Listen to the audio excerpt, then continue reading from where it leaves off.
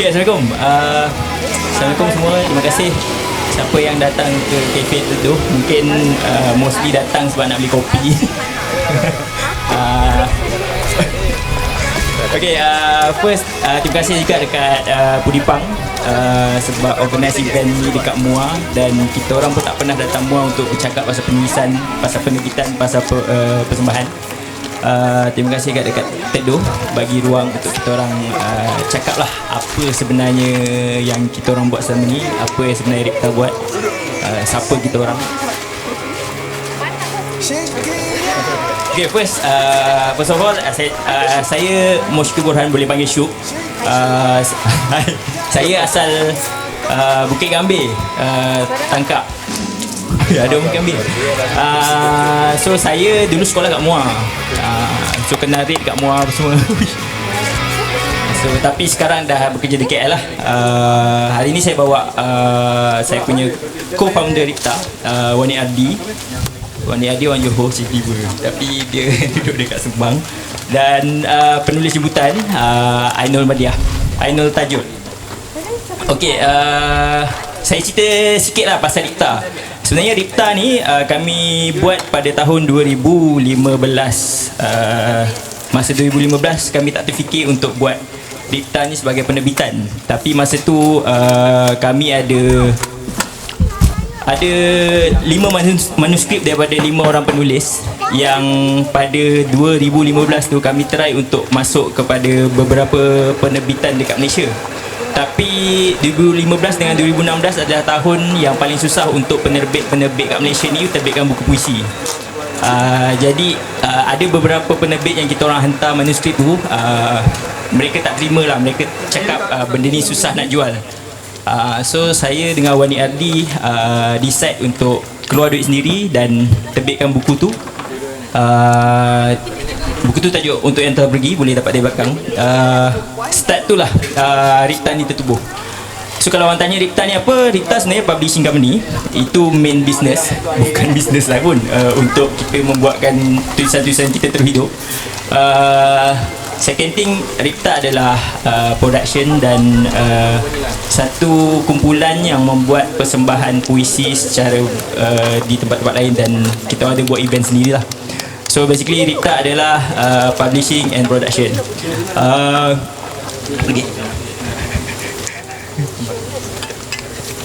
Okay, untuk bercakap pasal penulisan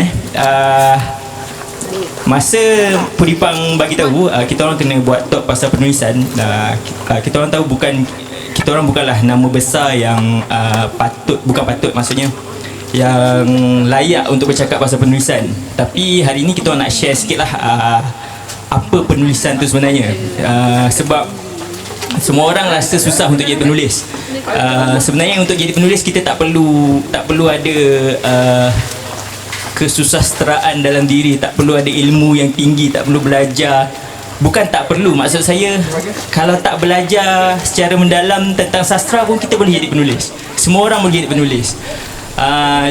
Cuma macam mana kita nak gunakan tulisan kita tu untuk sesuatu yang berguna dalam hidup. So hari ni saya dan kawan-kawan akan share benda tu lah. So untuk sambung pasal ni, saya serah pada Wani Ardi. Assalamualaikum. Boleh dengar?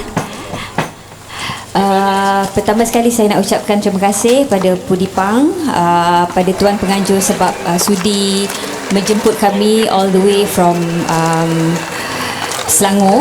Nak cakap KL, sebenarnya tak adalah KL sangat. Shalom. Saya Wani Ardi. Saya seorang karyawan dan seorang aktivis. Seperti apa yang Moshki Burhan kongsi tadi tentang Rumah Ripta ni, we are basically the rejects lah. To be honest, that's how we started. Sebab bila tak ada orang nak publish kita punya manuskrip, kita nak tunggu sampai bila kan? Kita buatlah sendiri. I think that's one thing that all of us writers under Ripta have in common, which is kami semua make something out of our failure and fall. Saya lahir di Kuala Lumpur, membesar di Subang Jaya. Mak saya orang Singapura pindah Muar. Ayah saya orang Mersing.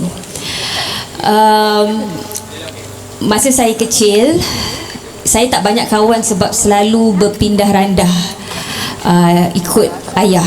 Masa tu ayah kerja dengan Kementerian Pertahanan.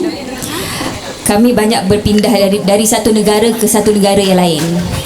Kalau dalam bahasa zaman sekarang ni mungkin bunyi dia macam wow, mewahnya, macam kerja seorang ambassador, duta or something. Tapi 30-40 years ago, it was not a glamorous pekerjaan lah. Sebab ayah memang guna sejujur-jujurnya duit kerajaan. Kita duduk di luar negara, saya berani cakap bercatu sebab currency kita jauh beza. Jadi saya tak banyak kawan dan duduk di luar negara dengan currency yang tinggi, duit kita rendah. The only thing yang saya boleh afford, yang umi ayah boleh belikan saya adalah buku second hand. Itu je. Nak beli mainan pun tak ada duit. Itu je benda untuk entertain saya, untuk bagi kawan pada saya. So kalau dekat negara-negara macam Australia, UK, India, Bosnia, France, semua tempat-tempat ni buku second hand dia 1 sen, 2 sen, 5 sen. Jadi itulah kawan-kawan saya. So that was how I started to fall in love in books, in stories, in poetry. To be honest, not out of my own willingness, tapi budak lonely kan, tak nak buat apa, tak ada benda nak buat, baca buku itu je yang ada kan. So sort of terpaksa lah. Bila dah balik Malaysia, saya sangat struggle dengan pelajaran. Saya sangat struggle di sekolah. Saya pelajar yang antara pelajar yang paling corot. Saya struggle mostly sebab education system di luar negara dan di Malaysia sangat berbeza. Saya tak boleh cope the difference. So saya did really badly masa sekolah. Saya kalau dalam kelas tu ada 42 murid, selalunya saya nombor 38, 39. Geografi dapat 14/100, matematik 23/100. Saya sangat insecure sebab parents saya jenis yang sangat mementingkan akademik dan mereka tidak value arts, creativity.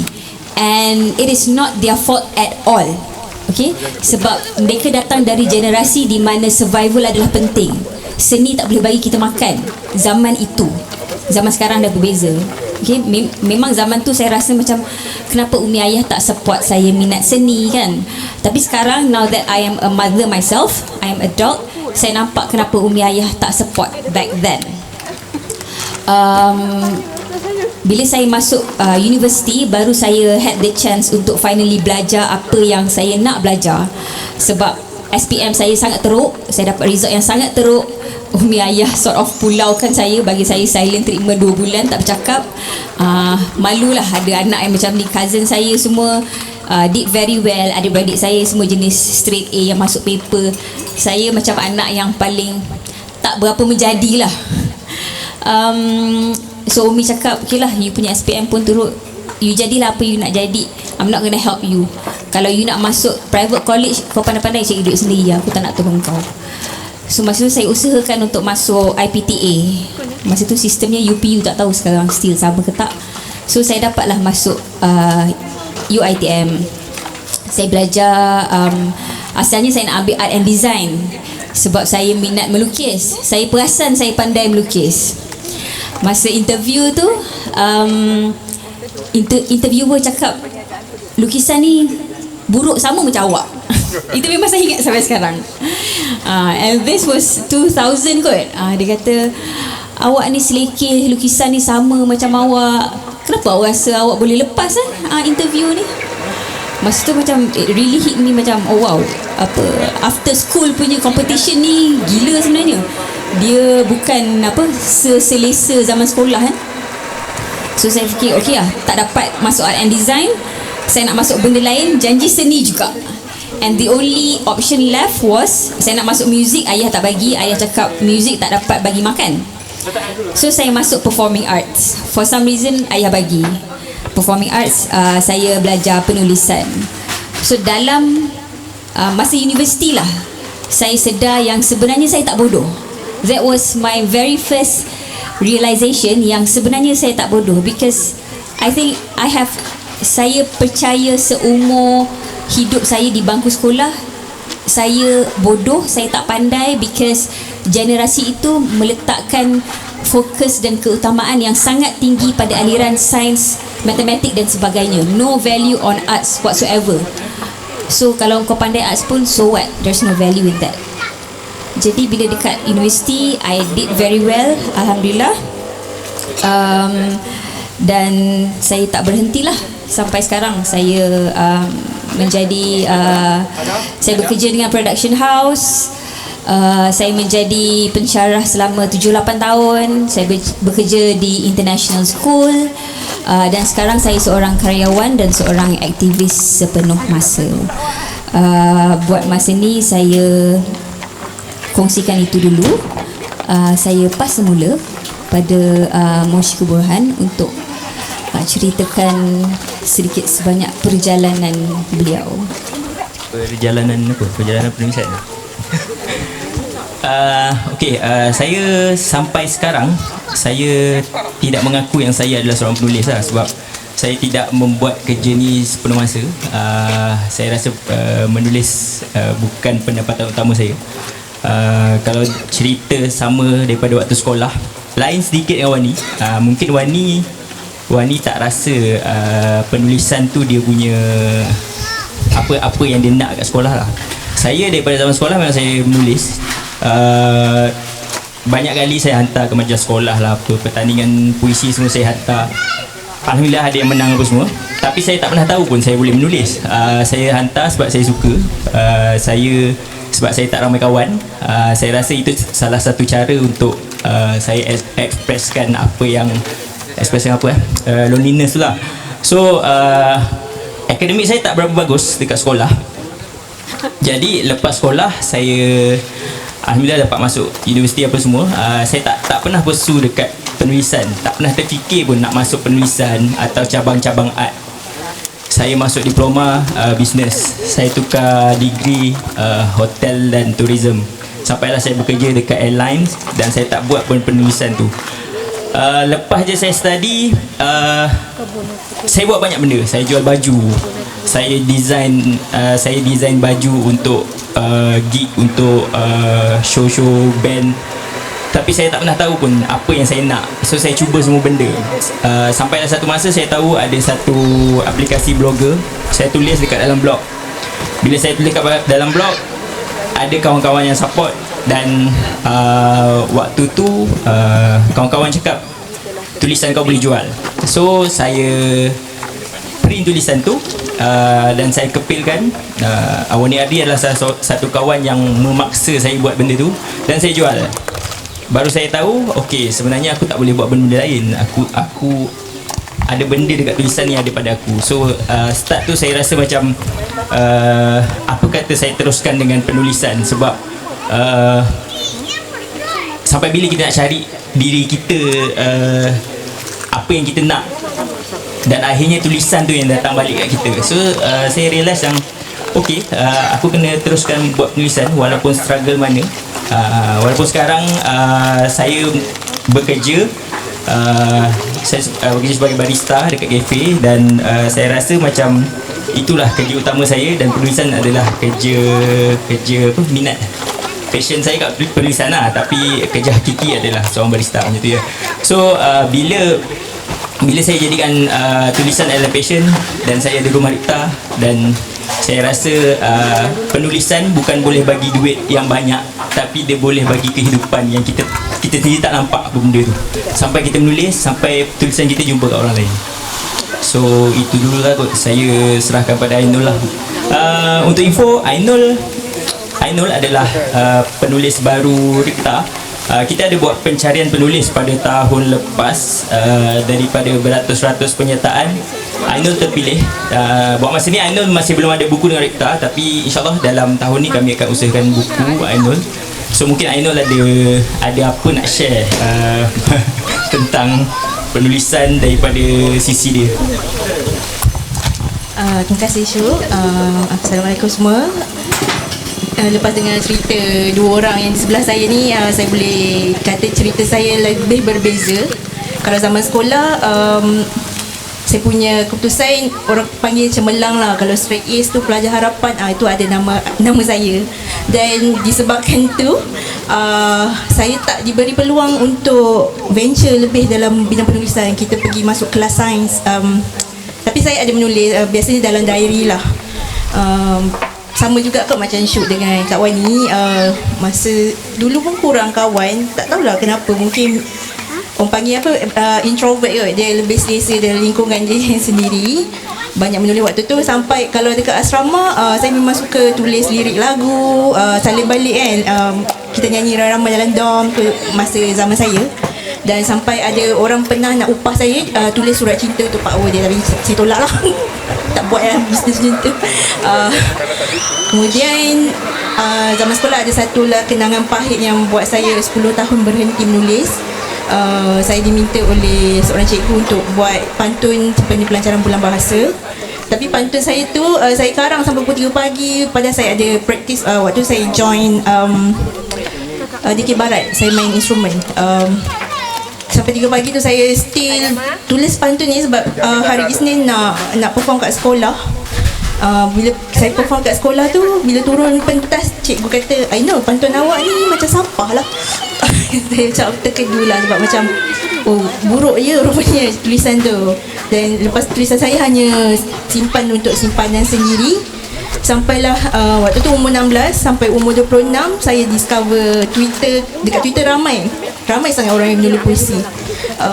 Saya join the community, kolektif, slow berkenalan, buat zine dengan kawan-kawan. Dan bila saya sambung belajar pun, saya masih dalam bidang sains. Saya tak tahu macam mana nak mula menulis. Tak tahu. Saya mula di laman media sosial lah. Dan sebelum tu ada juga blog, tapi blog pun dah delete. Slowly saya masuk dalam bidang penerbitan. Saya ada kerja hakiki sebagai editor juga waktu tu.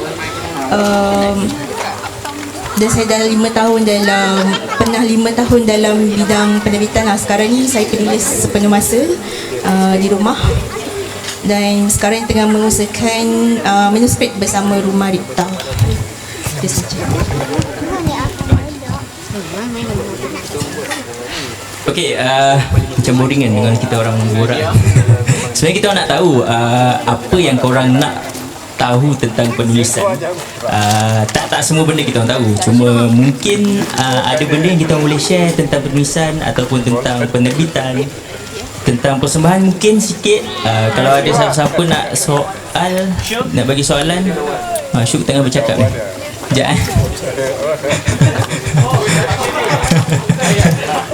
Ingat nak tanya soalan tadi.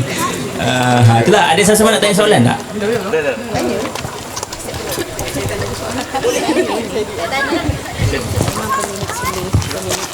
Kalau bab penulisan ni, karangan saya dulu memang fail. Okay, nama saya Firdaus. Saya ada studio recording lah. Sekarang ni kita tengah produce the material sendiri lah. So saya nak tanya dari segi penulisan lirik, boleh bagi advice sikit tak? Sebab saya memang kadang-kadang tak ada idea. So kita ada artis macam pelukis juga, Sukun, cartoonist legend, selalu datang studio kita. Sekarang dia tengah rajin menulis lah. Dia orang muar. Dia duduk kat area tu. Saya nak minta advice sikit lah penulisan tu. Mungkin ada kaitan sikit kan, dari segi jiwa, dari segi apa, macam Banyak. mana? Lirik sebenarnya anak kepada puisi. Jadi bila bercakap tentang penulisan lirik ni, dari pengalaman saya sendiri sebagai seorang yang menulis lirik sejak di bangku sekolah sampai sekarang, saya banyak mendengar lagu, saya banyak study lirik. Maksudnya dia not so much of menjadikan lagu orang reference. Bila banyak kita dengar lagu, banyak kita study lirik-lirik ni, kita akan get the pattern. Kita akan nampak macam mana dia susun naratif cerita dia, macam mana dia susun suku kata, macam mana dia susun ritma.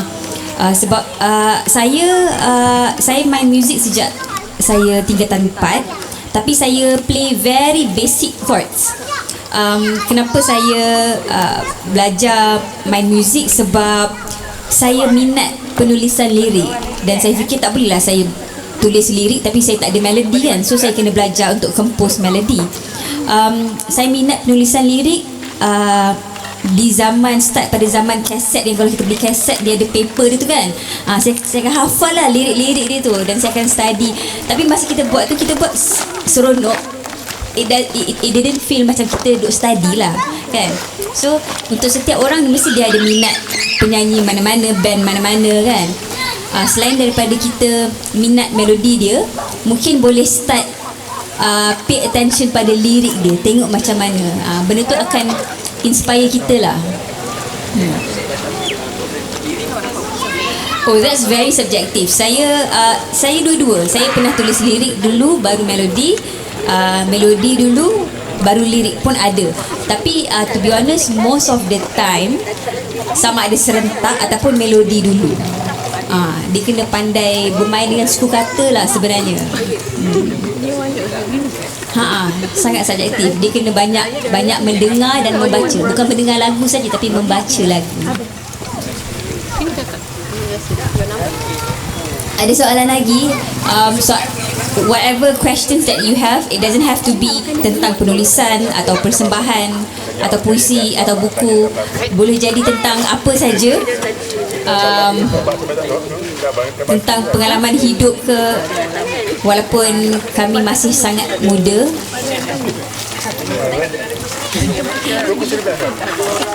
Ada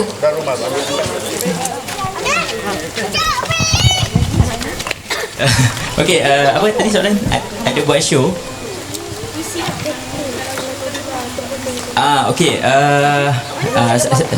saya suka soalan ni sebab bila bercakap pasal puisi, orang akan merasakan puisi adalah persembahan puisi yang membaca dengan membentak-bentak, membaca dengan gaya sendiri yang tu, deklamasi lah, semua verbal lah. Tapi Rumah Ripta sendiri, kita orang memang plan dia memang setiap bulan ada siri persembahan lah. Kita buat event sendiri ataupun kita join event orang. Tapi kalau orang tanya apa beza persembahan Ripta dengan penerbitan lain, bukan penerbitan, production lain, kami cuba bawa tulisan yang dalam buku keluar daripada buku. Kami tak nak orang pandang puisi sebagai satu pembacaan dia. Puisi boleh jadi semua benda. Puisi boleh jadi gerak tubuh. Puisi boleh jadi lakonan, nyanyian, tarian, even puisi tanpa suara pun ada. So siapa yang pernah tengok persembahan Ripta, mungkin dia orang faham lah macam apa yang kami sampaikan. Kami tidak membaca sekadar membaca. Fokus utama kami adalah membawa puisi keluar daripada buku lah, from page to stage. So kalau tanya ada buat persembahan tak? Sangat kerap. Dan kami menerima mana-mana undangan daripada mana-mana je seluruh Malaysia, Singapura, Brunei. Kami juga pernah diundang ke beberapa universiti, termasuk ke beberapa festival dekat Indonesia untuk bukan sekadar untuk menjadi penulis dan membuat persembahan puisi di sana. Sebab rasanya tak ramai yang membuat puisi, mempersembahkan puisi dengan gaya lain selain membaca. Jadi apa yang kami nak tunjukkan adalah benda itulah. Jangan letak puisi dekat dalam buku je. Jangan selamanya rasa puisi sekadar membaca. So kalau siapa nak tahu next persembahan kami, mungkin boleh follow kita orang punya social media lah, Facebook, Twitter, Instagram, semua dengan nama Rumah Ripta. Boleh follow. Puisi yang sama ke ataupun spontan?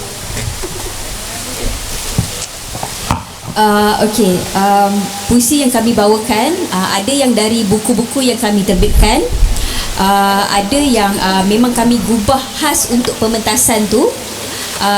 Spontan pun pernah, tapi most of the time kami compose betul-betul, gubah betul-betul sebelum mementaskan, just to make sure quality dia elok. Pada saya secara peribadi, apa yang membezakan Rumah Ripta dengan rumah penerbitan yang lain adalah kami nak memecahkan stigma bahawa penulis lock themselves in the room, introvert, tak bercampur dengan masyarakat, Ini adalah penulis di zaman 70-an, 80-an. Yes. Di zaman dulu penulis nature-nya mungkin macam tu. Dia tak bercampur dengan masyarakat. Dia duduk dalam bilik dia je, dia menaip guna typewriter, dia send off manuscript and that's it. Tapi di Rumah Ripta, kami sangat motivate writers kami untuk keluar dari kepompong mereka. Bukan sekadar menulis tapi juga membuat persembahan, dan bukan sekadar membaca tapi persembahan tu berbentuk theatrical almost. Dan ini juga salah satu cara kami untuk menaikkan taraf puisi sebenarnya, sebab kalau kita tengok dalam banyak-banyak bentuk seni dekat Malaysia, kami berani kata puisi paling murah sekali. Berapa kita bayar tiket untuk tengok wayang? Berapa kita bayar tiket untuk tengok konsert? Untuk tengok teater? Berapa kita bayar untuk tengok puisi? Most of the time free. Tapi kami ada showcase yang free, kami ada juga showcase yang berbayar. So showcase yang berbayar, kita akan sulamkan persembahan puisi tu dengan elemen-elemen lain seperti dance, mime, ada visual, ada lakonan. So you will get the whole package. Awak takkan rasa macam it's the same old deklamasi sajak yang kita tengok dekat sekolah tu, because it's already 2022. Kita patut dah gerak daripada that form of poetry. So saya rasa itu yang membezakan kami dengan rumah penerbitan yang lain. We push ourselves out of comfort zone.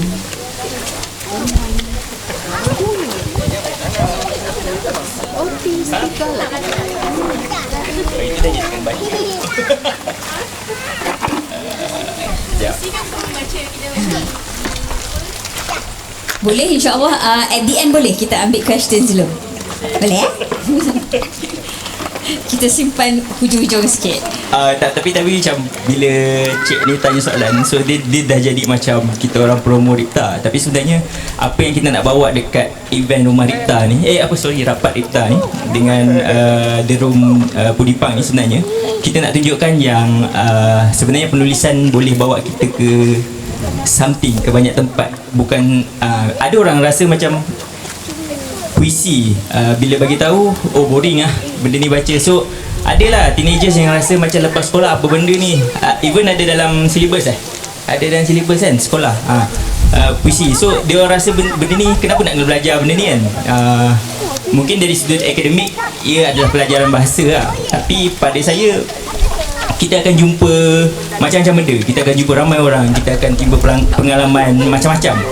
So tujuan Ripta adalah untuk memberitahu yang puisi ni bukan sekadar puisi. Jadi kalau tak suka, cuba tengok, keluar sikit daripada tempat selesa kita, cari persembahan puisi yang lain daripada bacaan puisi ni lah. So mungkin insyaAllah akan jumpa something lah. Ada soalan lain tak? Lama tu.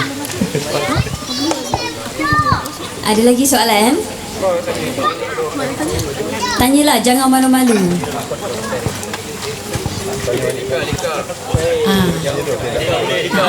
Kita pass mic lah, kita pass. Betul.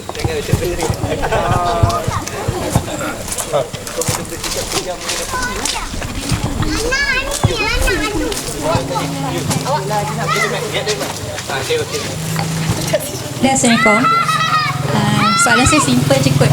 Saya cuma nak tahu sebab puisi ni whether dia saya tak tahulah, tapi saya berpandangan emosi kita akan melibatkan emosi semasa berpuisi. So how much dia punya percentage tu, pernah tak rasa macam terbeban bila membuat sesuatu puisi tu? Kalau dipaksa lah, itu persoalan saya. How much benda tu qualified ke ataupun macam mana nak overcome ke? Saya percaya apa jua bentuk action, kalau dipaksa memang akan menjadi satu jenis beban. Bukan saja menulis puisi, apa juga yang kita lakukan kalau dipaksa akan menjadi satu beban. Saya secara peribadi, I would define puisi sebagai emosi. Puisi adalah emosi. That's what puisi is to me.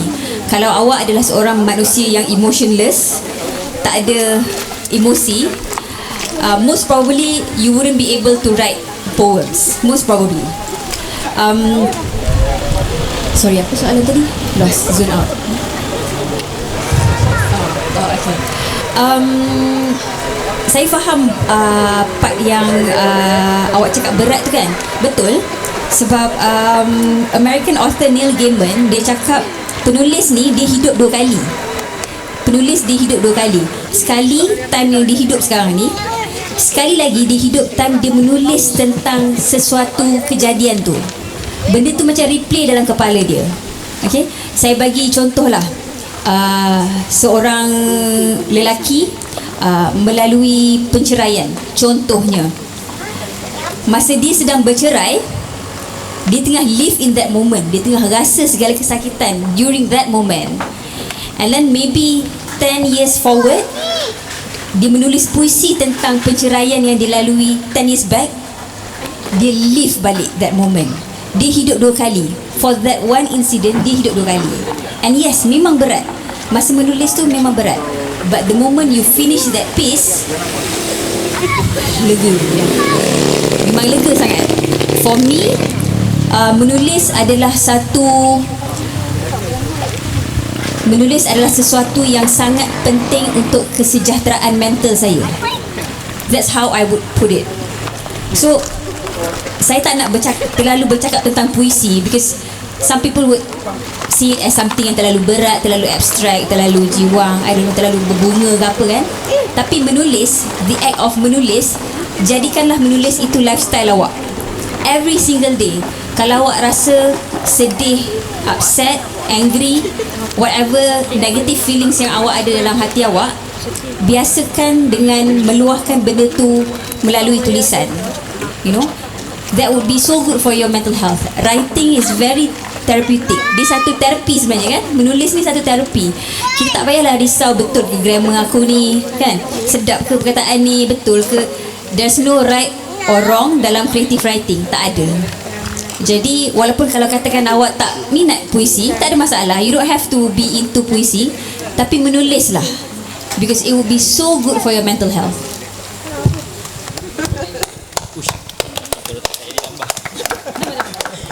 Tapi pasal emosi tadi janganlah pula mengada-adakan emosi tu untuk menghasilkan satu tulisan. Sebab saya rasa tulisan yang kuat adalah tulisan yang jujur. Bila tulisan tu datang tanpa kita buat-buat, tu baru tulisan yang berhasil. Contoh saya bagi contoh Adele dia start tulis lagu selepas dia break up. So lepas dia menang Grammy first album dia, dia pergi dekat rumah ex dia bagi tahu, sebabkan benda ni aku berjaya tulis lagu ni, aku berjaya menang benda-benda ni. So saya nak bagi tahu, bukan kita gunakan apa yang berlaku dalam life kita jadikan emosi yang berat dan turunkan kepada penulisan. Tapi saya nak bagi tahu yang jangan terlalu emosi tu kontrol kita sampai kita tak tahu nak buat apa. So kalaulah dah tak ada benda sangat nak let go kita punya emotion tu, tulis. Saya reveal sikit lah, nanti maybe dekat video Pudipang boleh edit lah. Saya ada dua buah buku. Saya dah tulis, alhamdulillah tulis 6 buku, tapi 2 buku saya tulis untuk ex-girlfriend saya. Tapi masa tu satu benda yang sweet, satu lagi benda yang hancur, yang sehancur-hancurnya. Saya menulis tu bukan sebab saya tahu yang macam okey dia break dengan aku akan tulis, aku akan jual, aku akan jadi kaya. Tak. Saya tulis sebab saya rasa macam saya tak boleh simpan seorang, saya tak boleh cerita kat semua orang benda ni.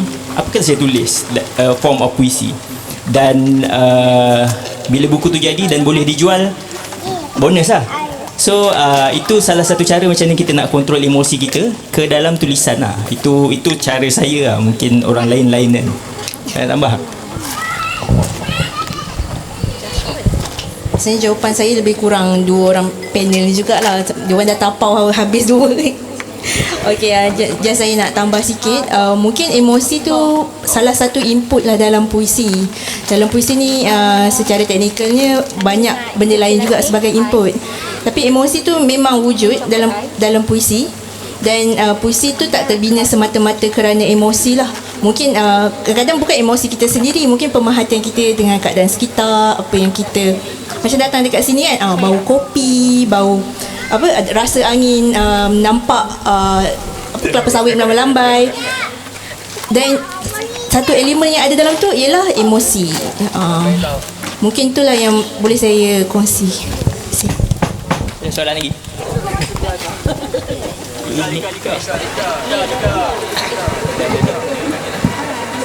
Assalamualaikum.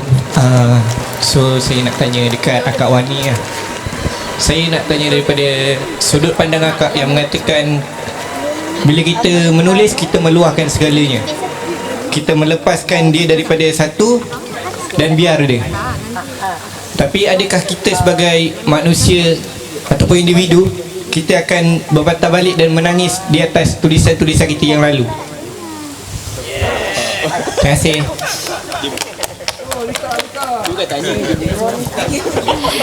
Yang ni soalan ke ataupun awak telah membuka pekung di dada? Adakah awak yang menangis itu? Itu pilihan masing-masing, to be honest. Saya jenis saya tulis, saya move on. Yelah. Engkau pun jenis yang menangis tu. Itu pilihan masing-masing. Setiap penulis adalah berbeza. Kita ada coping mechanism yang berbeza. Bila ada sesuatu perkara yang besar terjadi pada kita, mungkin dengan menulis tu tak cukup. Betul. Tapi pada saya lebih baik kita cuba daripada kita tak keluarkan langsung. Saya pun pernah ada beberapa hal yang besar terjadi dalam hidup saya, dan bila saya tulis saya rasa tak cukup, masih rasa sedih.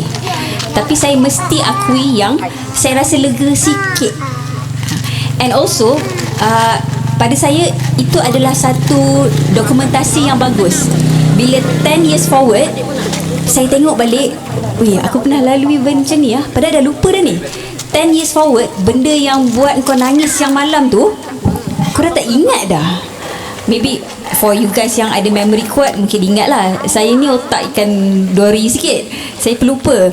So kadang-kadang benda yang jadi berbelas tahun lepas saya tak ingat, tapi bila saya buka balik buku-buku lama saya kan, wow, saya lalui benda ni lah.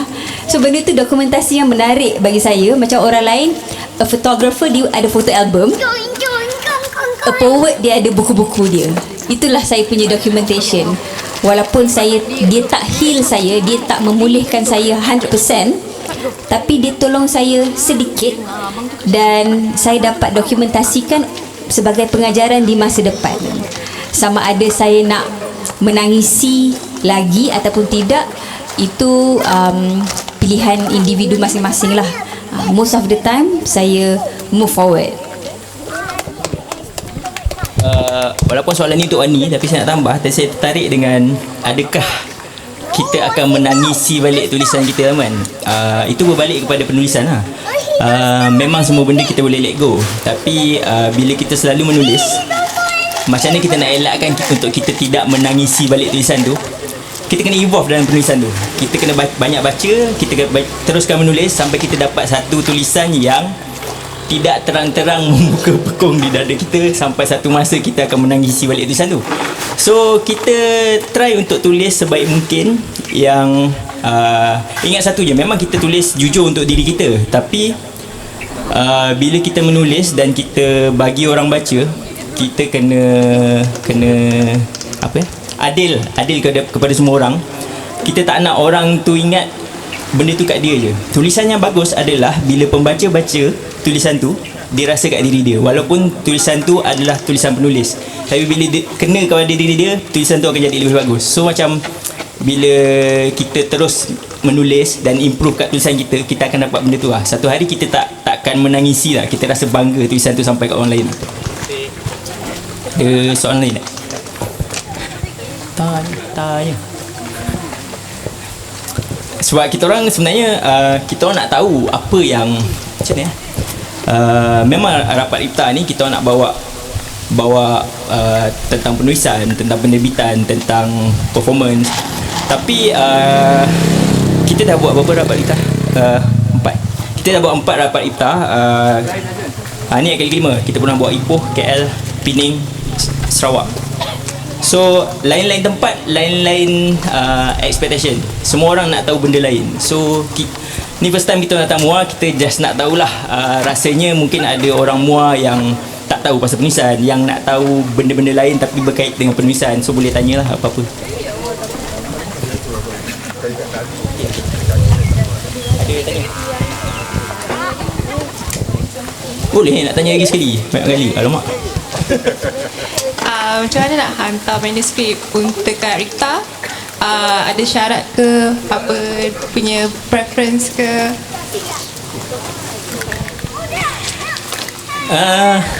Daripada 2016, walaupun kita tak buka penyertaan untuk manuskrip, saya rasa setiap bulan dalam email Ripta ada orang hantar manuskrip. Walaupun mereka tidak cakap yang untuk apa, mereka hantar manuskrip bukan sebab untuk kami terbitkan. Kadang-kadang ada yang hantar sebab untuk kami komen ke apa kan. Tapi untuk pertanyaan Cik tadi yang dia tanya macam mana nak hantar, boleh je hantar ke Rumah Ripta, email rumahripta@gmail.com ataupun reach je mana-mana sosial media Ripta. Cuma biasanya Ripta akan memilih penulis dengan dua cara. Satu, kami memang invite, kami memang cari penulis, kami invite untuk menulis dengan kami. Second, kami buka penyertaan kepada sesiapa je untuk tulis dengan kami. Macam tahun lepas kami ada buat satu iklan, rasanya 3 bulan kot iklan tu. Kami buka untuk mencari penulis baru, sebab kami rasa macam sebenarnya ramai yang nak menulis, ramai yang tulis puisi tapi takut nak hantar. Mungkin kami penerbit kecil ni adalah orang yang berani nak hantar. So kalaulah ada orang kat sini rasa nak hantar-hantar je, tapi saya tak boleh janji untuk terbitkan terlalu cepat. Tapi insya-Allah kami mesti baca punya manuskrip tu. Mungkin Ainul nak Ainul adalah salah seorang, macam tadi saya cakap, salah seorang yang terpilih daripada proses pencarian tu. Mungkin Ainul nak share macam mana ada kekuatan kekuatan untuk hantar. Tak give up. Cerita sikit lah. Tak tahulah mana datang kekuatan tu, tapi macam setiap kali saya dulu pernah bekerja sebagai social media manager, yang di mana hari-hari saya tengok social media. Antaranya masa tu dengan company buku lah saya berkhidmat. So antaranya saya follow juga Rumah Ripta. Hari-hari macam macam best dia nak hantar, macam best dia nak hantar. Tapi saya pernah kena reject tahun 2018. Saya pernah hantar dan di reject. Tapi tak ada masalah. Masa tu mencuba dan tak bagi harapan apa-apalah. So saya tahulah macam okey kat mana nak improve. Lepas tu saya pergi kelas. Macam di Selangor ada satu nak kata apa, Rumah Seni Selangor. Dia pun banyak buat aktiviti, banyak kelas free, ada kelas yang berbayar, ada kelas selebriti saya masuk. Banyaklah saya invest jugalah untuk penulisan. Dan tahun 2021, lebih kurang 4 tahun kemudian kot, saya cuba nasib lagi sekali. Tapi saya masa tu dah ada kawan-kawan yang boleh tapis, tolong tapis lah, bagi macam Rumah Ripta minta 8 ke 10 contoh puisi. Saya bagi dalam 16 contoh dekat kawan-kawan, minta diorang pilih yang mana yang rasa lebih berpotensi dipilih lah waktu tu. Nak kata ada kekuatan tu sekadar nak cuba nasib je. Tapi dan bila dipilih tu, saya sangat menghargai lah peluang ni. Terima kasih.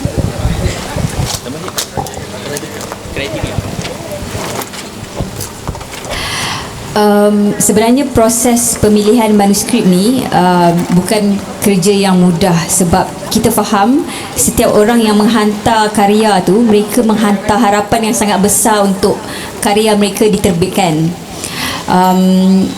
Kami pun ada syarat-syarat kami ada kriteria kami.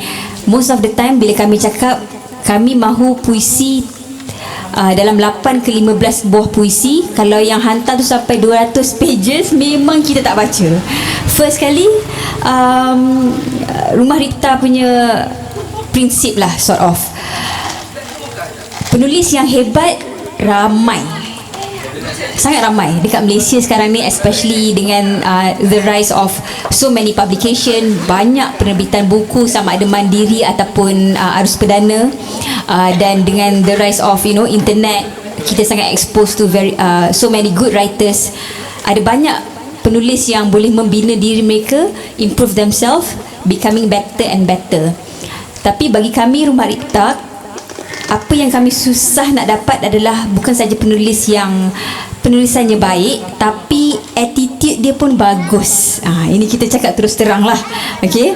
Zaman sekarang nak cari orang pandai senang, tapi nak cari orang yang perangai semenggah susah sikit. Itu juga benda yang kami perhatikan. Jadi kalau benda as simple as kita minta 15 puisi saja, dia bagi 200, kita pangkah. Sebabnya menjadi seorang penulis memerlukan disiplin yang tinggi.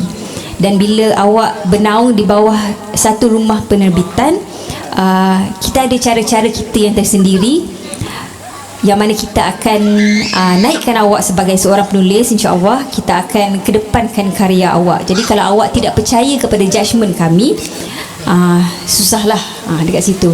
Dan kami tidak bias. The only person yang tahu nama orang yang menghantar manuskrip adalah Mushki Burhan. Bila dia pass manuskrip pada saya dan another editor, Carl Agen, saya dan Carl tak diberi nama tuan punya manuskrip. So kalau katakan ada 200 manuskrip, every single manuskrip tu saya tak kenal siapa penulis dia. So saya tak kenal siapa yang saya reject, siapa yang saya approve. Kenapa kita buat macam ni? Sebab kita tak nak ada bias. Sebab kadang-kadang kalau kita nampak nama yang kita kenal, nama kawan-kawan, kita jadi lemah lutut sikit. Alamak kan, nak reject tak sedap pula kan. Tapi itulah, sebagai sebuah rumah penerbitan, kita kena adil, kita kena jujur. Sebab kita rumah penerbitan yang kecil, kita bukan kaya raya. Sebanyak mana duit kita perlu invest pada karya yang betul-betul bagus. Namun bukanlah bermakna bila awak hantar manuskrip pada sesebuah rumah penerbitan, dan kalau katakan awak di reject, tak bermakna manuskrip awak tak bagus. To be honest, most of the time di reject tu sebab it's not what we're looking for. For example kami mencari puisi bahasa Malaysia yang gayanya sebegini, tapi yang kita dapat novel bahasa Inggeris. Even though it's so good, manuskrip tu sangat bagus, kami tak boleh ambil. Kami terpaksa reject. Even though it's so good, it's just not what we're looking into publishing during that year. So every single publisher, diorang ada target masing-masing untuk tahun tersebut. So publisher A, okay, tahun ni kita orang nak terbit banyak buku agama lah. Publisher B, tahun ni kita orang nak terbit banyak buku resepi, for example. So kalau kebetulan tahun dia nak fokus on buku resepi tu, awak hantar buku tentang parenting, benda tu dah keluar dari dia punya target, so akan di reject. So there are many reasons kenapa manuskrip boleh di reject, dan bukan hanya kerana tak bagus. Jadi jangan rasa demotivated lah. Jangan give up seperti I know. Ada soalan lagi tak? What's next plan? Sorry? Next plan? Plan next. Macam ada buat gig tak dekat MUA kan? Because usually performance, you punya puisi semua, you guys buat kat KL kan? Tempat besar. Orang kampung macam kita orang ni susah nak pergi. Kan? Okay, Pudipang nak jawab ke? Tak, okay. Oh ya kan? Bagus kan soalan tu. Sebenarnya betul soalan tu. Apa next? Kenapa tak ada persembahan kat luar? Macam kami cakap tadi dekat awal-awal, sebab orang pandang puisi benda yang paling murah. Kadang-kadang kita orang pernah ada orang jemput ke tempat yang keluar daripada negeri kita orang tanpa bayaran. Sebenarnya macam mana untuk starting, kita orang tak adalah nak minta bayaran yang besar, tapi at least bagi transportation cost untuk kita orang bergerak. So kalau ditanya kenapa tak ada buat persembahan kat luar daripada KL, alasan utama memang duit lah. Kita orang bukan penerbitan besar. Kita orang cuma ada impian yang besar je untuk sebarkan benda ni. So saya harap lah lepas jadi event ni, so orang nampak yang puisi bukan sekadar baca biasa lah. Awak pun boleh rasa puisi adalah satu persembahan, ada gig, ada macam pementasan. So kalau ada organizer muar kat sini boleh lah panggil kita orang, tak apa, nanti boleh discuss lah payment macam mana. Tak, kita orang memang sangat nak buat persembahan kat luar daripada KL. Boleh tambah sikit lah. Oi, dia lawan. Tak, actually macam untuk projek ni sebenarnya ini pun kita dapat dana daripada kumpulan retas Parti Parlimen Malaysia. So untuk kita buat 11 projek pembangunan remaja dekat daerah Muar. Jadi macam sebenarnya projek, honestly lah nak cakap, arts punya projek ni memang satu benda yang macam tak mainstream tau. Tapi kita cuba perjuangkan supaya projek ni diluluskan untuk dibuat kan. So untuk buat benda arts ni sebenarnya dia berkaitan dengan apa orang kata, macam market, macam benda-benda yang kita nak berlawan dengan benda-benda mainstream. Jadi dia adalah satu benda yang kena ada support daripada remaja-remaja, macam semualah masyarakat, so that benda tu kita boleh pergi lebih tinggi. So dia bukan satu benda yang mudah. Ini kira dah ada projek ni pun kira luar daripada expectation kita orang lah benda ni. Itulah. Satu saya nak puji Budi Pang ni. Dia buat program ni, saya tak ingat ada banyak program rasanya dia buat, tapi tak semua program dia buat dekat satu tempat. Tu salah satu organizer yang bagus sebab kalau biasanya kalau kita nampak organizer dia akan buat kat satu tempat. Contoh lah, dia buat kat Tanjung, kat stage tu, buat kat situ je setiap tahun. So siapa yang rasa macam nak pergi event kena pergi situ. Budi Pang buat semua tempat. Cafe Teduh, berapa ramai yang tak pernah datang cafe ni? Berapa ramai yang first time datang? Dia dah berjaya buat benda tu sekarang. So dia ada berapa lagi program? 11. Kita ada besok ada satu yang itu kita buat dekat kebun, memang untuk petani muda. And then ibu promote. Ada lah banyak-banyak lagi follow ada orang. So macam tu lah. Berbalik pada soalan tadi, apa next InsyaAllah bulan puasa kita orang tak banyak boleh buat sebenarnya. Cuma bulan puasa kita orang ada buat sikit lah aktiviti dengan NGO. Kita membuat juga untuk NGO pembangunan kanak-kanak dekat KL, kanak-kanak yang kurang pendidikan. Dan lepas raya insyaAllah kita akan buat event, tapi itulah dekat KL lagi kan. Di mana ada dana di situlah kami berada. Okey, jawapan dia duit lah. Kami carikan dana. Lepas ni minta kontak. Sebenarnya sebelum kami menubuhkan Rumah Ripta, kami juga adalah event organizer, dan kami bergerak di bawah nama Pasar Bocor. Dia Books and Arts Market. Kami merupakan event organizer selama lebih kurang 8 tahun. Kami buat pasar buku dan seni di beberapa lokasi. Jadi saya sangat faham bab susah cari dana, cari geran, dealing with government bodies and agencies. Sangat faham. Sebab kami pun dulu buat pasar dekat JKKN, dekat Publica, dekat Port Ipoh. Dia punya renyah tu memang so we've had enough of that. Almost 10 years doing that. Okay, dah kita buat ni. Kita buat Rumah Ripta. Dan itulah sejujurnya, di mana ada dana di situ ada Ripta.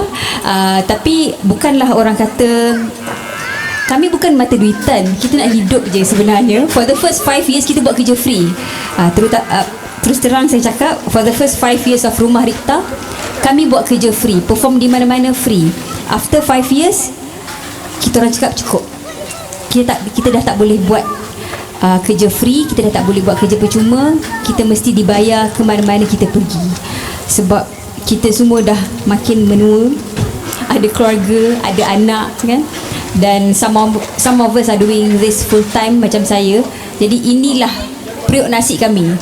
Ini juga cara untuk kami educate masyarakat bahawa seni itu tak semestinya percuma. Kalau kita boleh bayar, kita bayar doktor kan, kita bayar orang buat kopi, kita pergi mana-mana semua kita bayar. Dah tak ada benda free. kenapa seni kena jadi free. Jadi it's sedikit sebanyak it's our way of educating masyarakat jugalah. To be honest, susah untuk kami sendiri keluar from that mindset. Sebab kita kalau boleh nak buat kerja percuma sampai bila-bila, seronok buat kerja percuma ni orang datang kan. Kalau benda berbayar ni orang berat nak datang kan. So kita macam alah nak suka ramai orang kan, tapi lepas tu poket kita kosong, balik makan Maggi kan, macam mana ni kan. So cukup lah, fasa itu dah habis. Kami sangat suka kalau ada undangan luar daripada KL, sebab kami pun dah nak cakap dah jemur dengan KL. Nanti kan ada orang KL kat sini dengar dia kecil hati kan. Kita memang nak sangat sebab undangan di Singapura, Makassar, Banggai, Jakarta semua kami penuhi sebab ada dana. So dekat ke jauh ke, kalau kami ditanggung kami pergi. Memang nak sangat-sangat.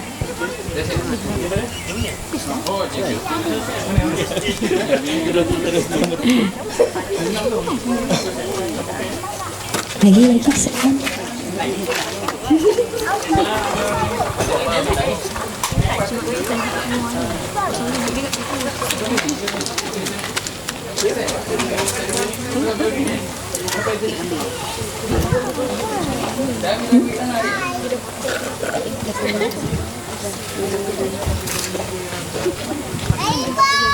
Ada lagi soalan dari siapa-siapa? Tak tahu bila lagi kami boleh turun more ni.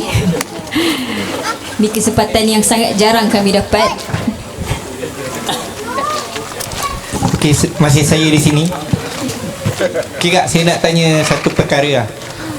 Di mana seni itu sendiri satu subjektif. Seni itu satu subjektif. Jadi macam manakah kita nak membuka sudut pandang orang dan sudut fikir orang terhadap orang-orang seni dan meluaskan sesuatu tu dekat daerah yang kecil seperti ini lah. Sebab Muar sendiri sebenarnya ada tempat yang menarik, banyak tempat yang menarik, tapi orang luar ataupun orang Muar sendiri tak support untuk kegiatan-kegiatan seperti ini lah. Jadi macam mana kita nak mengumpulkan dan memberi fahaman pada diorang yang seni ni, seperti akak sendiri cakap, seni ni bukan satu benda yang percuma. Dan bagi saya juga, seni ni sepatutnya diletakkan di satu aras yang tinggi sebenarnya. Sebab tak semua orang boleh berfikir seperti daya fikiran-fikiran orang yang berseni ni. Jadi macam mana untuk kita jadikan benda tersebut satu kenyataan? Terima kasih.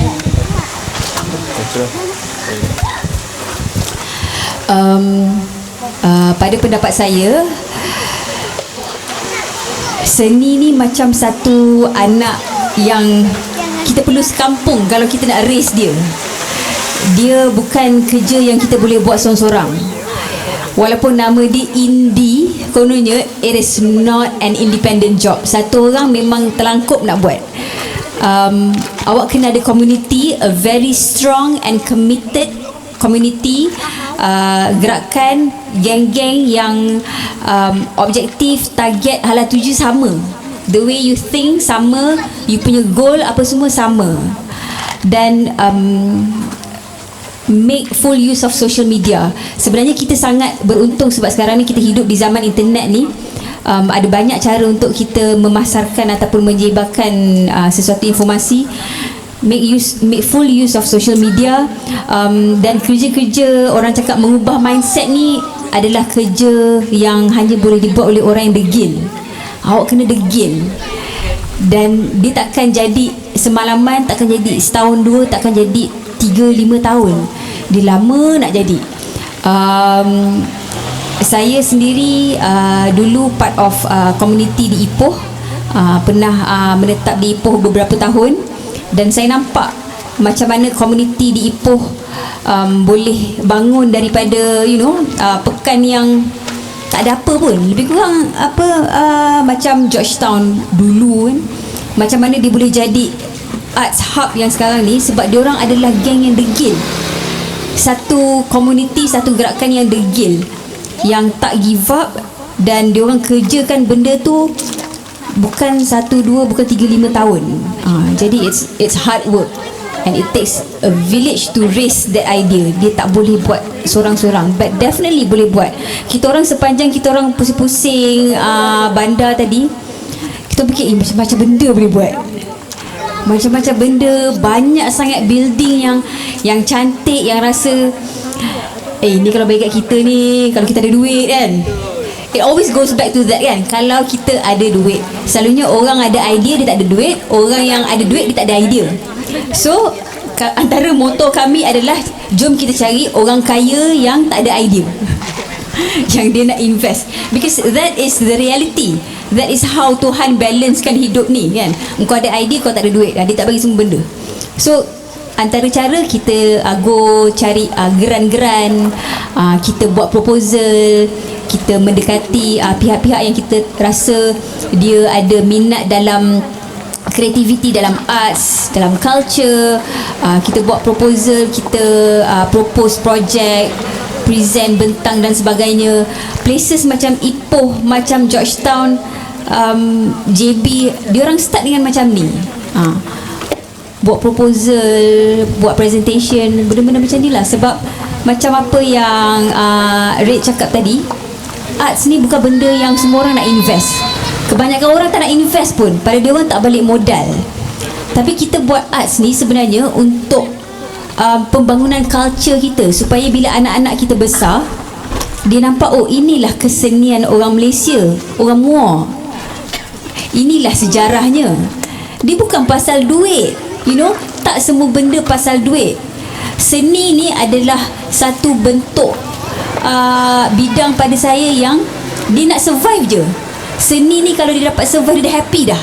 Dia tak nak kaya pun, dia nak survive je. So kita bagi dia survive je pun cukup kan?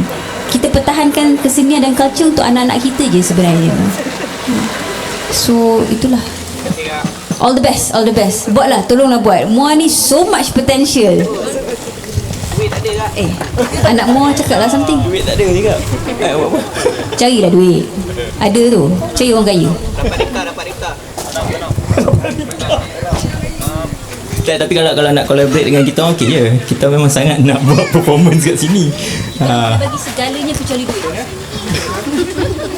Saya boleh bagi idea kecuali duit juga.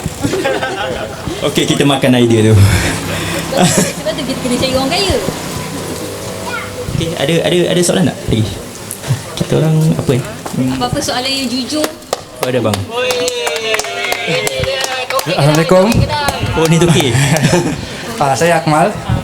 Ini saya pemilik Teduh. Oh, okey. Dan Teduh ni pun dibangunkan oleh inspirasi saya dengan isteri saya.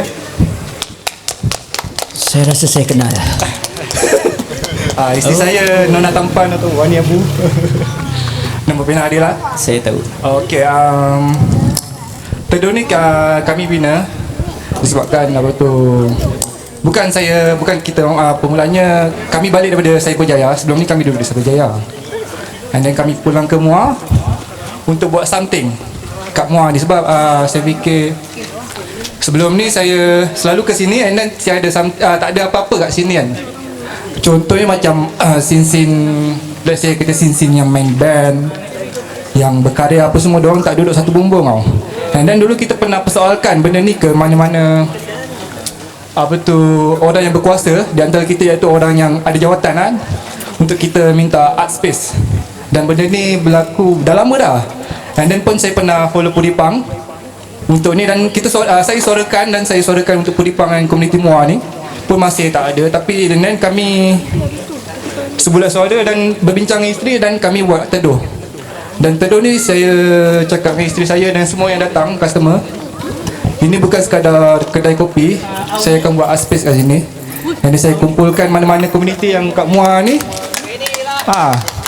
Siapa-siapa tu saya cakap, siapa-siapa customer yang berkarya sini, silalah guna art space ni semampu dan sepuas mana yang boleh.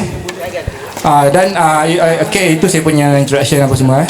So soalan saya kan, macam mana kita nak buat foundation untuk community di sini? Macam contoh kita nak start community ni memang senang, tapi bila tak ada foundation ni, kita akan nampak macam kejap je. Dia tu hari-hari makin lama makin fade away kan. So macam ada advice lah untuk kita nak build foundation untuk community di Muar ni. Itu soalan saya. Saya rasa untuk soalan tu jawapan dia adalah teduh. Salah satu jawapan dia lah. Siapa Akmal dengan Wani create teduh ni untuk jadikan event space, untuk jadi art space, sebabkan Kak Muar tak ada. So tu adalah salah satu jawapan dia. Macam mana nak cari orang yang minat seni ni. Lepas tu datanglah Pudipang, datang buat event kat sini, dan ada crowd datang walaupun tak minat seni, tiba-tiba tahu ada event seni. So saya rasa teduh dan The Room adalah kickstart untuk event.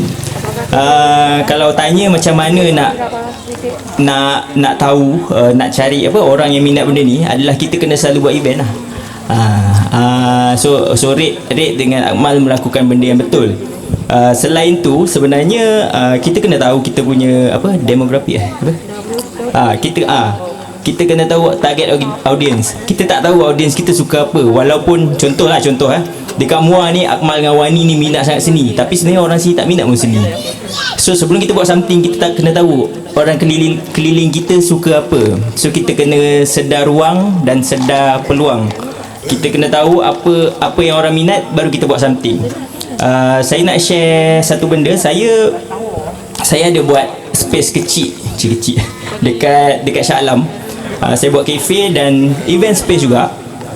Sebab dekat Shah Alam tak ada sebuah kafe yang ada boleh buat event space termasuk kedai buku. So saya rasa benda tu kena ada, dan itu salah satu cara untuk saya tarik orang-orang yang minat seni ke Shah Alam. Sebab sebenarnya dekat Lembah Kelang paling banyak orang minat seni dekat KL. Saya rasa sebenarnya meluas dekat semua tempat. Cuma bila terlalu banyak event dekat KL, so orang ingat orang seni semua kat KL. So bila ada teduh, carilah komuniti kecil yang minat seni, tanyalah siapa-siapa, pergi ke Muar ke mana-mana lah, Bakri ke apa mana, Kundang mana lah. Cari, tengok, buat survey, minat apa, buat benda tu kat sini. Kalau orang minat kelas memasak, buat je kelas memasak. So saya rasa bila kita sedar apa yang orang nak, start tu lah kita boleh build the community tu, boleh tambahkan boleh buatkan satu tempat tu strong dengan apa yang ada kat tempat tu. Tu pandangan saya lah.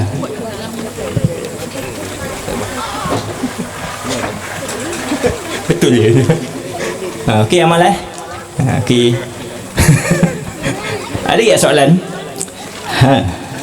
Ada tu. Okey, tolonglah tanya.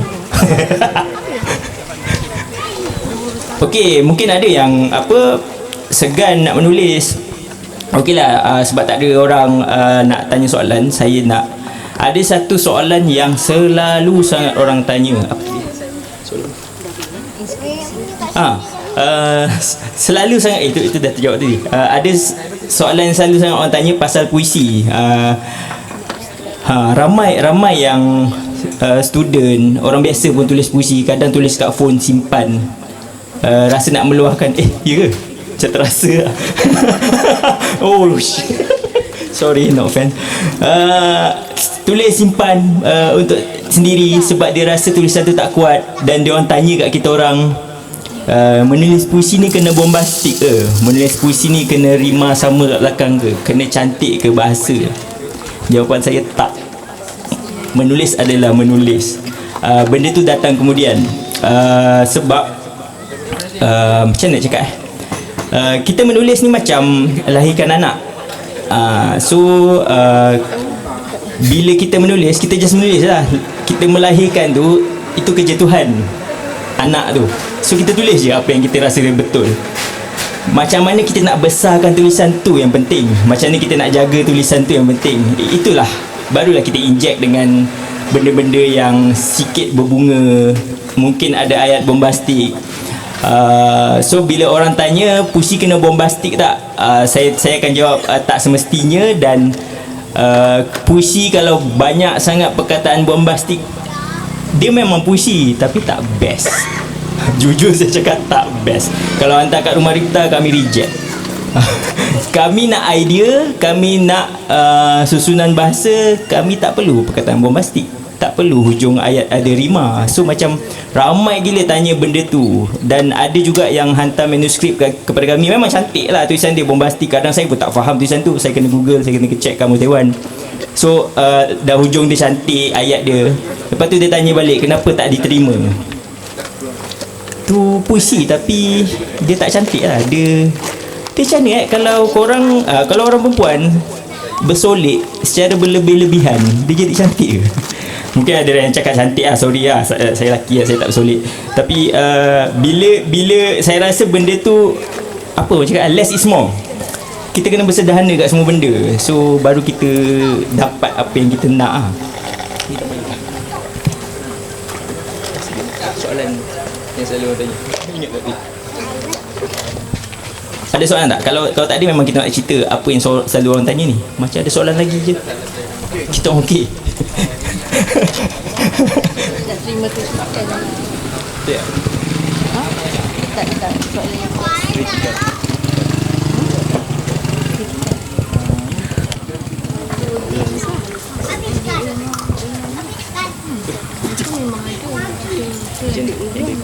dah lama sejak COVID ni dia orang tak hari tu Okay, satu lagi soalan yang biasa kami dapat ialah macam mana nak membina keyakinan diri sebagai seorang penulis.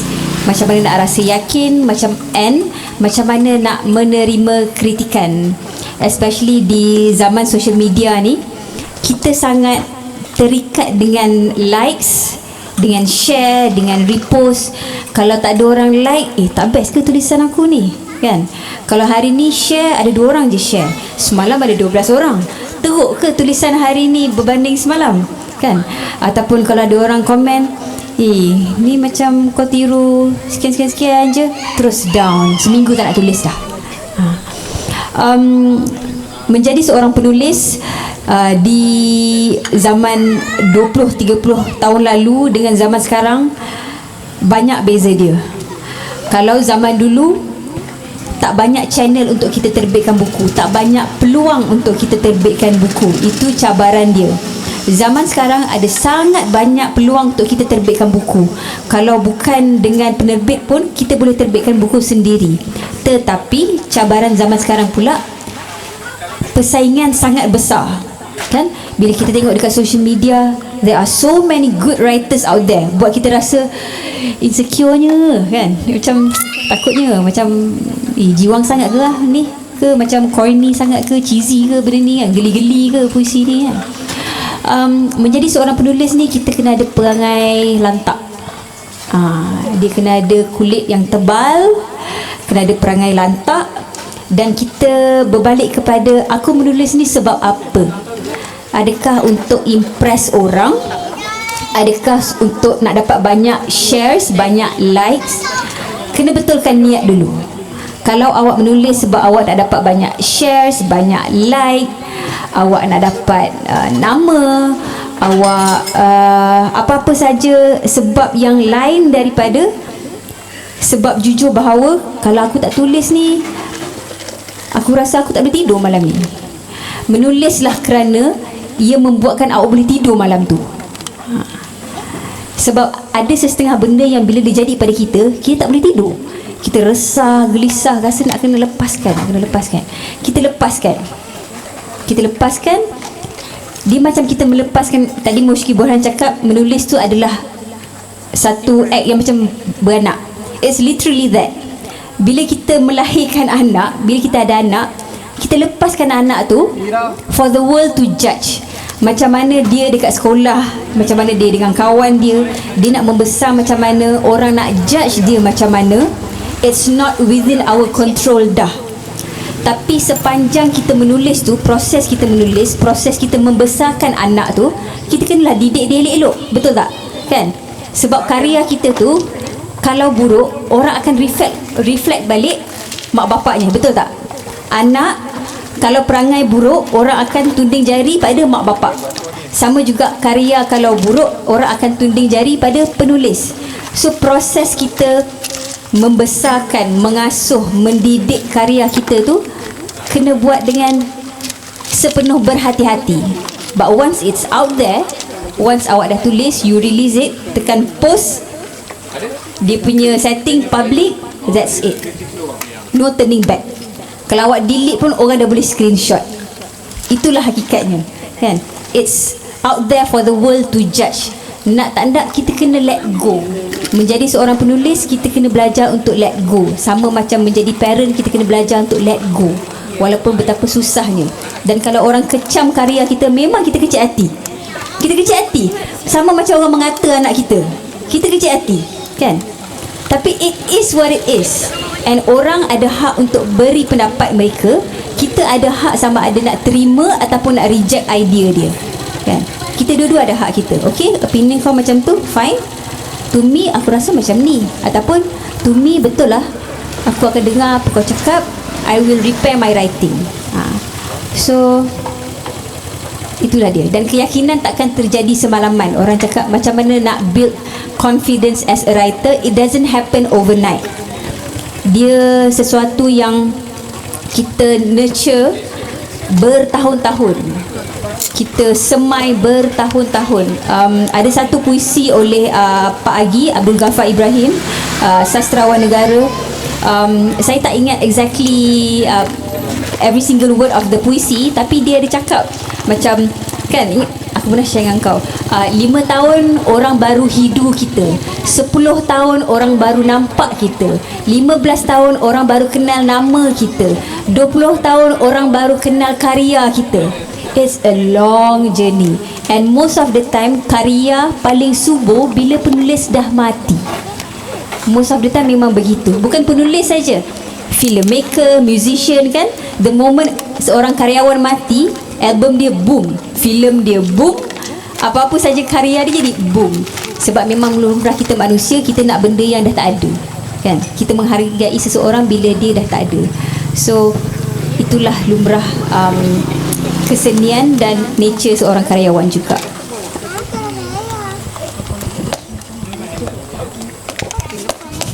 Asyik tengok jam sebab macam ada masa lagi. Okay. Ada 20 minutes lagi. Kalau siapa-siapa nak bertanya apa-apa sebelum kami pulang ke kota Kuala Lumpur Darul Mahal.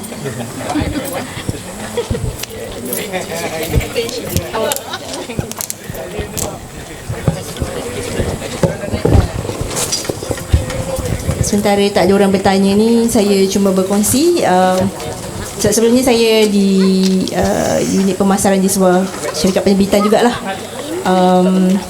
Dan antara kriteria yang dinilai untuk selain sebuah manuskrip yang bagus, yang lain-lain ni yang saya sebut ni kiranya satu bonus lah kalau ada, dan dia meningkatkan daya tarikan untuk sebuah penerbit melamar seorang tu jadi penulis. Maksudnya dalam zaman yang banyak benda kita boleh buat secara digital, kalau kita ada, orang panggil apa, ada your own tribe dekat social media tu, memang sangat membantu.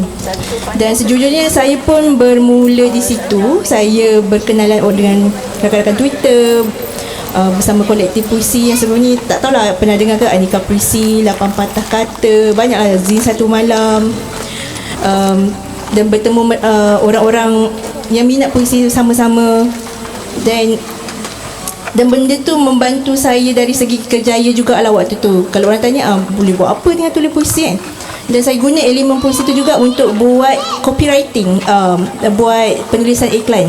Sebab elemen dalam puisi ada gaya bahasa, ada yang macam cakap tadi berbunga-bunga, kan. Penulisan iklan pun satu bentuk kreatif, dan benda tu bonus lah kalau penulis boleh buat. So penulis yang boleh jual dia punya produk tu memang akan menarik perhatian ramai penerbit. Sebab bila saya pernah melalui sebagai seorang yang terbit sendiri, sebagai seorang yang mewakili penerbit, sebagai editor, dan perkara-perkara yang berlaku di platform digital ni membantu, memang membantu. Tadi pun Ripta ada sebut di mana ada dana, di situ ada Ripta, kan. Memang kami bukanlah kami, maksud saya kalau penerbit pun dia akan tengok nilai komersial seorang penulis. Dan nak bermula mungkin kadang-kadang kita tak tahu kita nak channel out kat mana kan. Boleh mungkin buat macam saya ada juga account Wattpad. Wattpad ni satu buku digital yang kita boleh tulis sendiri. Dia boleh asing ikut chapter. Wattpad kalau tengok di apps ada WATTPAD, boleh tulis kat situ dan berkenalan dengan orang dalam komuniti tu. Mungkin boleh bermula dengan media sosial, dan dari situ ada keyakinan tu boleh dibina lah. Bila kita ada kawan-kawan yang support, macam Syuk tadi cakap, adik bila jumpa kawan-kawan yang sama minat, yang boleh sokong each other kan, mungkin dari situ boleh bermula. Ada soalan lagi? Ada nak tambah?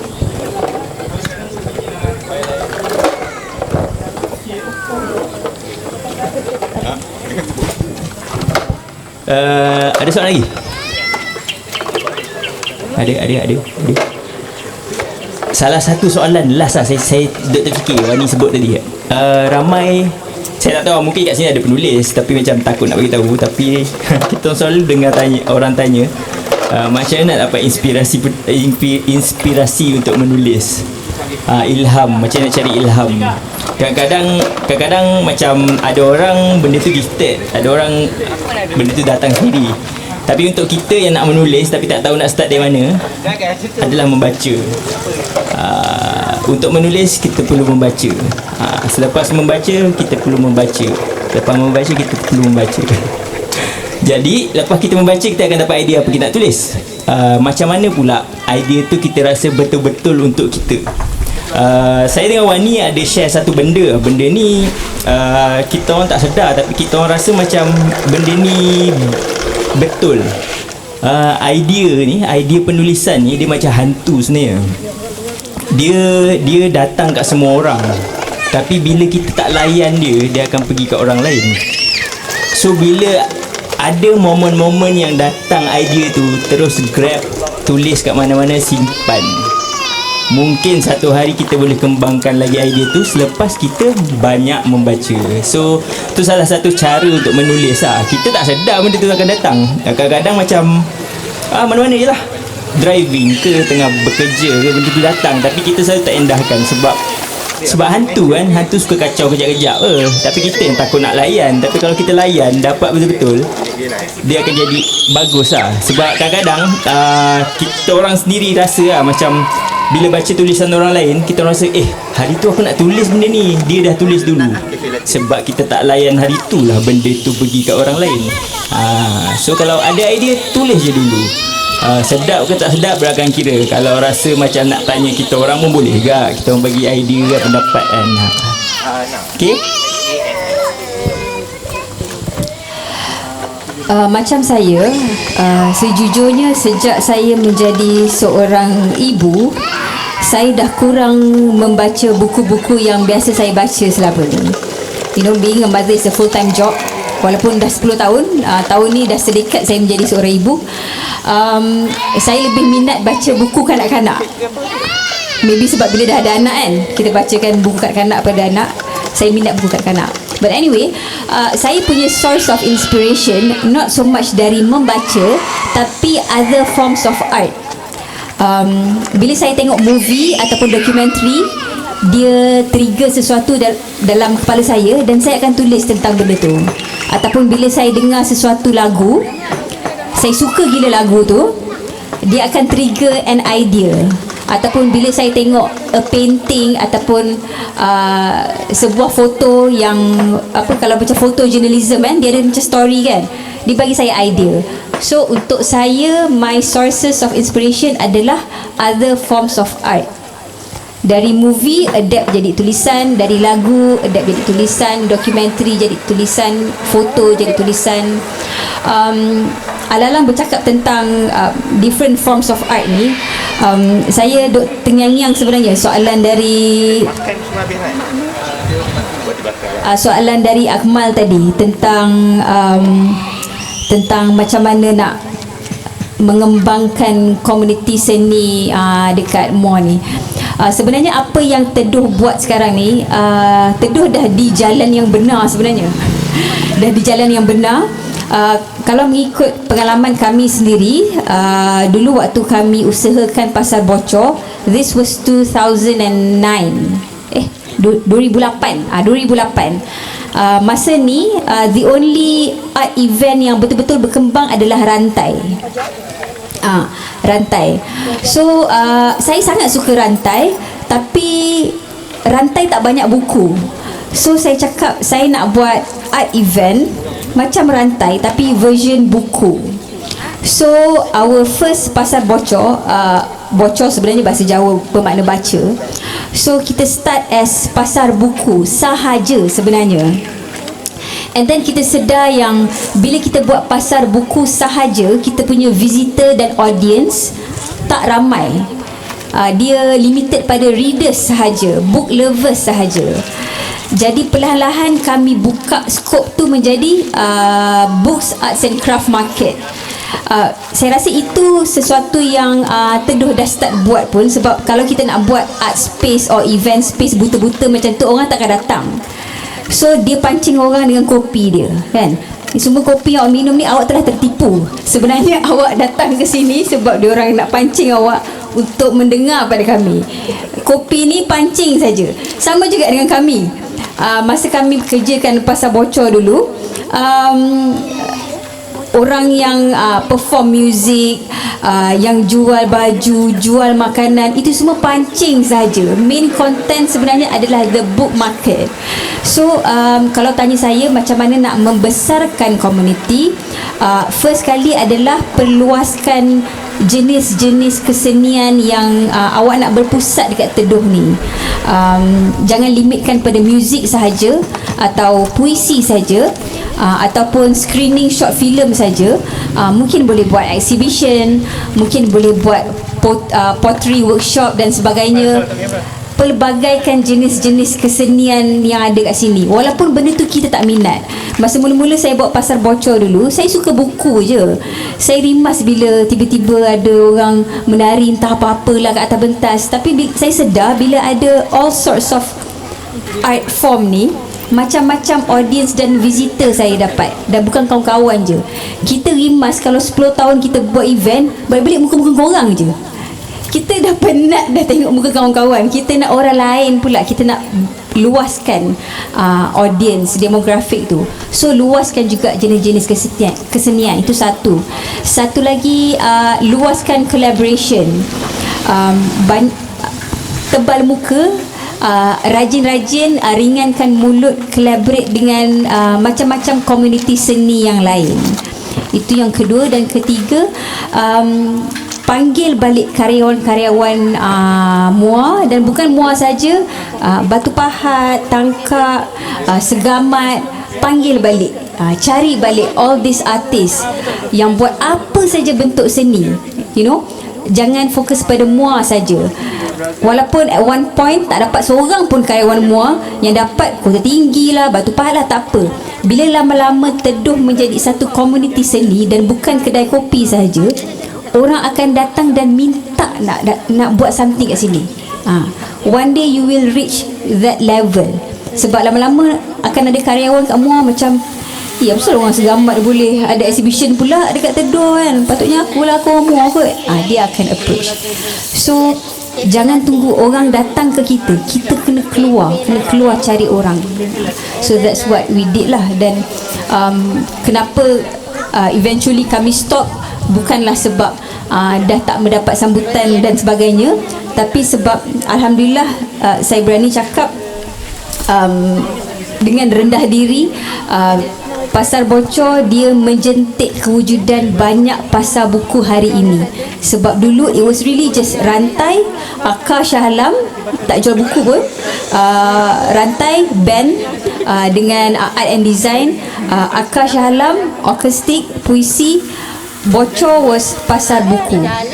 After almost 10 years doing it, daripada kita di only pasar buku, kita dah nampak banyak pasar buku bercambah. And masa tu pada saya, okay, I've done my job. Kita retire, dah cukup dah. Sebab kita nampak alhamdulillah dah ada banyak pasar buku. Kita dah tak diperlukan, kita venture benda lain pula. So yeah.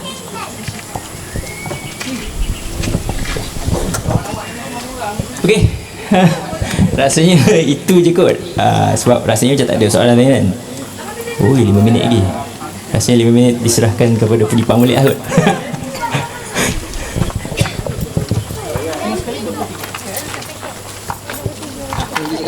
Okay, so dah tak ada apa-apa para hadirin semua tak ada apa nak share, tak ada apa nak tanya ke apa.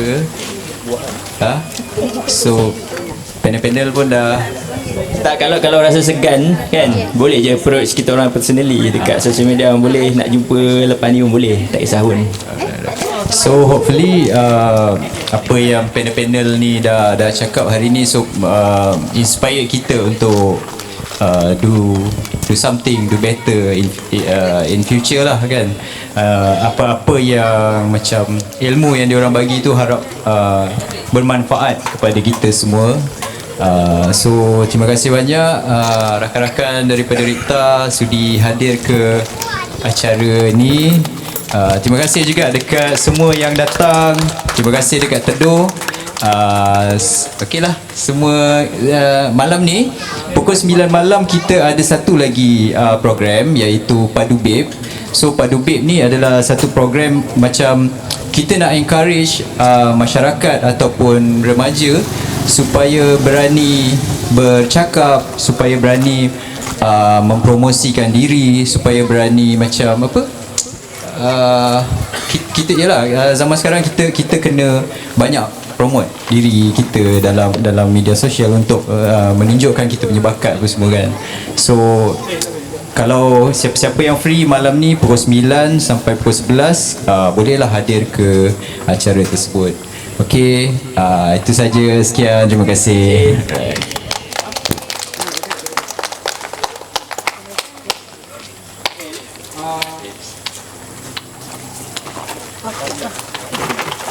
Okey, panel-panel boleh ke ruang dapur Teduh. Dia ada nak bagi sogokkan sikit.